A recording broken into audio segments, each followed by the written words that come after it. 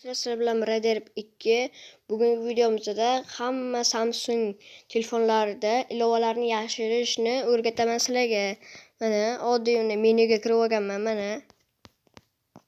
Mana qaranglar. Mana bunday qilasizlar. Ikkita eng katta barmoqlar bilan ko'rsatkich barmoqlarni ikki chetga qo'yib, o'rtaga bunday kichkinalaytirasizlar. O'shandan keyin chiqib keladi mana yana. Mana bunday mana undan keyin asosiy ekran parametrlari, ya'ni nastroykaga kiramiz. Oxiriga o'tamiz. Ilovalarni yashirish kiramiz.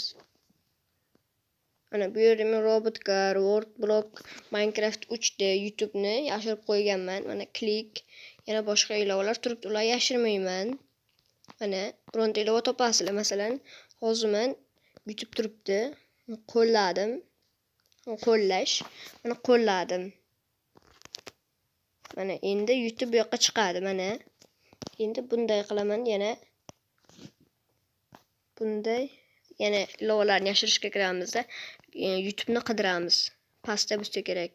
Mana bosamiz. Mana usulni bosganlarini pitichkacha bo'lishi kerak. Mana yerda chiqadi YouTube. Qo'llash. Bosamiz. Endi chiqamizda. Hozir qo'shiladi. Bo'ldi mana. Mana bu yerda turishi mumkin mana. YouTube yarsalar. Ana shunda chiqadi. Kerakli ilovalarni, masalan, o'yingizning telefoni bo'lsa, o'yinlaringizni o'chirib tashlayotgan bo'lsa, shunaqa yo'l bilan yashirishingiz mumkin. Sizlar bilan yana men bo'ldim.